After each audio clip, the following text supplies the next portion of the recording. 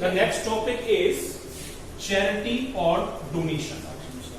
That means if we provide any goods to any NGO, NPO or any social welfare organization, तो that is called charity or donation.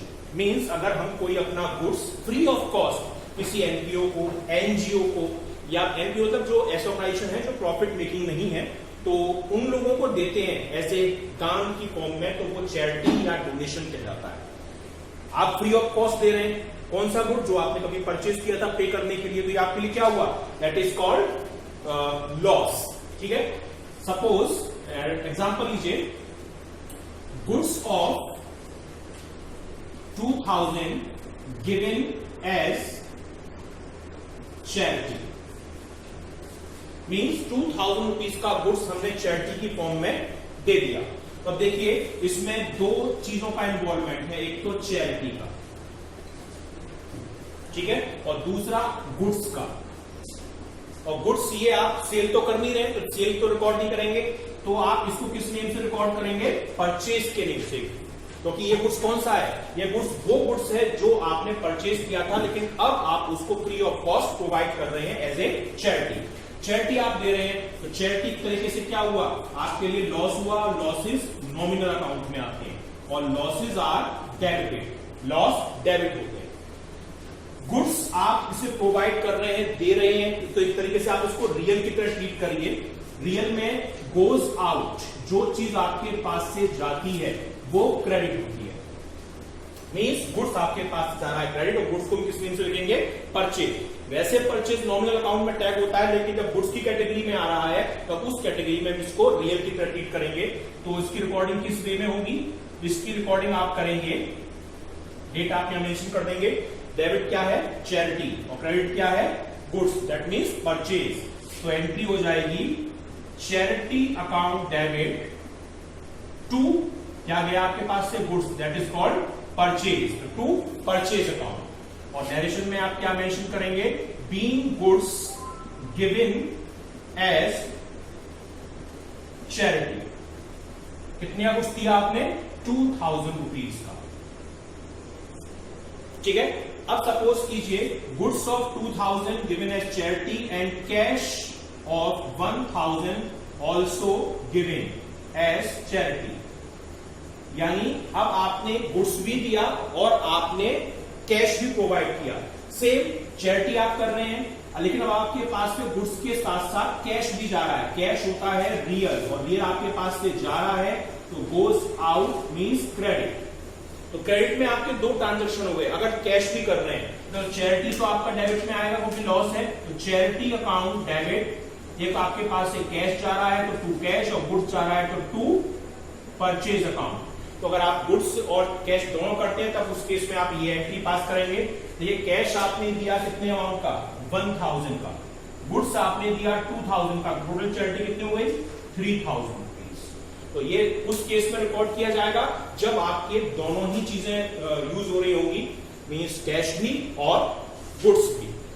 Now the next topic is free sample. Free sample. What is free sample? To promote our business or the launching of new product, some organization provide some samples of their goods in small quantities to the customers. यानी अपने किसी नए product को market में launch करने के लिए या अपने बिजनेस को प्रमोट करने के लिए स्मॉल क्वांटिटी के पैकेट्स अपने गुड्स के कस्टमर को फ्री ऑफ कॉस्ट दिए जाते हैं, ताकि कस्टमर उनको ट्राई करें और फ्यूचर में बल्क में उनको परचेज करें. तो एक तरीके से ये एडवर्टाइजमेंट की या प्रमोशन की एक टेक्निक होती है, लेकिन आप गुड्स फ्री ऑफ कॉस्ट दे रहे हैं, तो उस वजह से क्या होता है? उस वजह से फिर उस केस में ये चीजें हमारी एक्सपेंस की कैटेगरी में आती हैं. मींस ये हमारे लिए लॉस कहलाती है. जैसे फॉर एग्जांपल लीजिए, goods of 1000 given as free sample. यानी हमने 1000 रुपीज का गुड्स फ्री सैंपल की फॉर्म में दे दिया. तो देखिए अब इसमें दो चीजों का इन्वॉल्वमेंट है. फ्री सैंपल को आप एडवर्टाइजमेंट लिख सकते हैं, क्योंकि इस तरीके से मैंने बताया एडवर्टाइजमेंट का ही एग्जांपल है. और दूसरा आपके पास से गुड्स जा रहा है. गुड्स कौन सा? सेल तो आप कर नहीं रहे, तो गुड्स को आप यहां ट्रीट करेंगे परचेज के नेम से।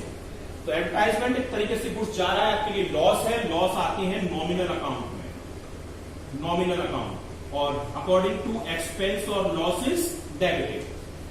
गुड्स आपका रियल में आ रहा है, ठीक है, और गुड्स आपके पास से जा रहा है, गोज आउट, और ये क्या होगा, क्रेडिट। तो परचेज क्रेडिट होगी, एडवर्टाइजमेंट डेबिट में आएगा, परचेज क्रेडिट में आएगी। तो रिकॉर्डिंग किस नेम से की जाएगी आपकी, रिकॉर्डिंग आपकी होगी advertisement account debit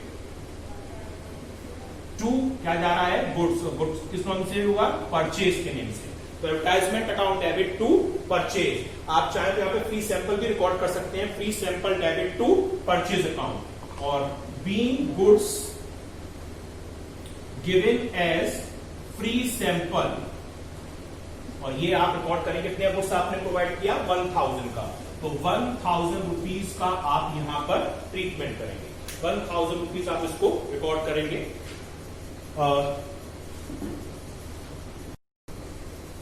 Now the last abnormal loss is loss by fire.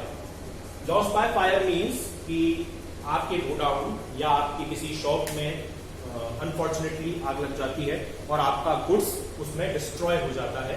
तो उस केस में फिर उसकी एंट्रीज क्या होती हैं, इसमें कुछ केसेस होते हैं। First, when goods not insured, यानी जब आपके गुड्स का इंश्योरेंस नहीं है। और सेकंड होता है व्हेन गुड्स इज इंश्योर्ड, जब आपका गुड्स इंश्योरेंस के अंडर में आता है और इंश्योरेंस कंपनी आपको कोई क्लेम पे कर रही है।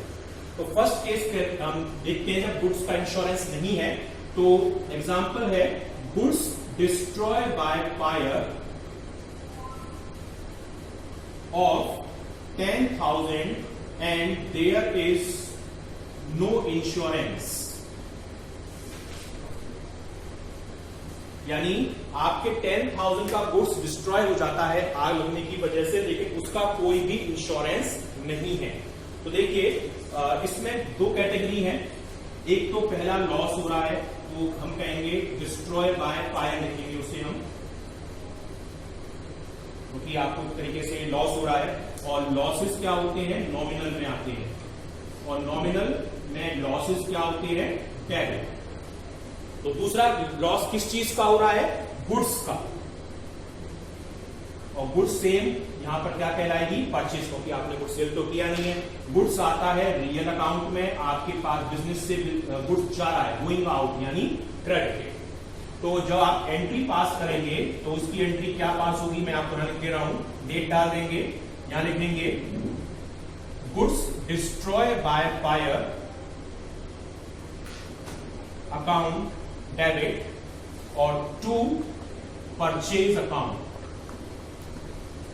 ठीक है, नरेशन डाल देंगे आप, being goods destroy by fire. कितने का गुड्स हुआ, 10,000 रुपीज का, ठीक है। अब देखिए गुड्स का इंश्योरेंस नहीं था, यानी गुड्स इंश्योरेंस नहीं था मींस ये एक्चुअल आपका क्या हुआ, लॉस हो गया।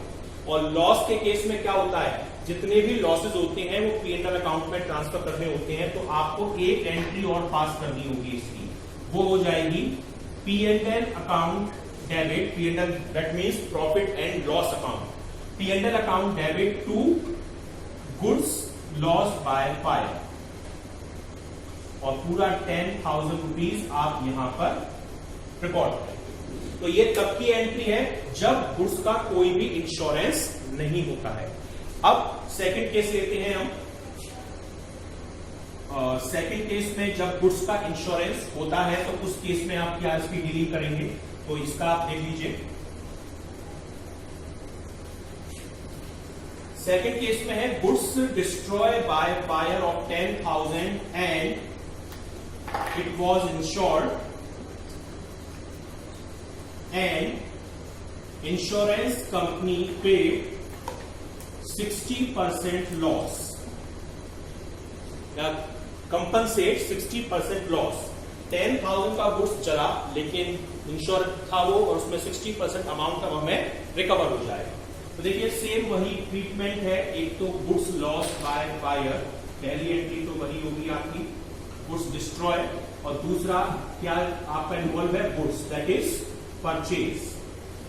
ये लॉस है आपके लिए, लॉस नॉमिनल में आता है और नॉमिनल में losses are debited. Goods real है और ये आपके बिजनेस से जा रहा है तो गोइंग आउट क्रेडिटेड। तो पहली एंट्री तो आपकी सेम रहेगी, कोई चेंजेस उसमें नहीं होंगे, सेम एंट्री होगी डेट डालकर, goods destroy by fire account debit to purchase, और नरेशन डाल देंगे being goods destroy by fire, कितने का, 10,000 रुपीज का। ठीक है। अब सेकंड केस है कि आप इंश्योरेंस कंपनी पर क्लेम करेंगे, और इंश्योरेंस कंपनी पर क्लेम करेंगे, आप तो क्लेम करेंगे पूरे 10,000 रुपीज के लिए, क्योंकि आपका गुड्स इंश्योर है, आपने इंश्योरेंस का पैसा दे रखा है। तो सेकंड एंट्री इसमें क्लेम करने की होती है, क्लेम करने की एंट्री होती है insurance company account debit to goods destroy by fire. ये क्लेम करने की है entry, being claim file to company, insurance company, कितने का, पूरे 10,000 रुपीज का आप क्लेम फाइल कर रहे हैं। ठीक है।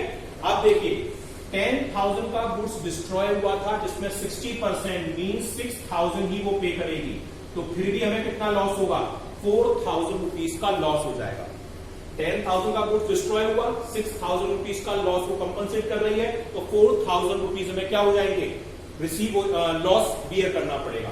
तो थर्ड एंट्री इसमें हम करेंगे, आपको यहां पे देखिए कैश रिसीव हो रहा है, और कैश होता है real account, what comes in debit, तो कैश आपको रिसीव हो रहा है, कैश अकाउंट डेबिट। 4,000 रुपए का लॉस भी हो रहा है, लॉस नॉमिनल में आते हैं, और according to nominal losses are debited. यहां लिखेंगे लॉस बाय फायर, या P&L भी लिख सकते हैं आप, या लॉस बाय फायर भी लिख सकते हैं, डेबिट। और टू पे कौन रहा है आपको, इंश्योरेंस कंपनी, जो अमाउंट पे कर रहा है वो कौन पे कर रही है, इंश्योरेंस कंपनी, तो टू इंश्योरेंस कंपनी। 6,000 आपको रिसीव हुए, 4,000 रुपीज का आपको लॉस हुआ, लॉस बाय फायर या P&L अकाउंट डेबिट, और टोटल इंश्योरेंस कंपनी पर क्लेम कितने का था, 10,000 रुपीज का था। तो ये आपका ट्रीटमेंट है लॉस बाय फायर का, when there is a insurance और when there is no insurance of the destroyed goods। तो ये आपके एबनॉर्मल लॉसेस के ट्रीटमेंट हैं जो आपको कवर करने हैं। ये आपके कुछ 5 टाइप के ट्रीटमेंट थे। Thank you.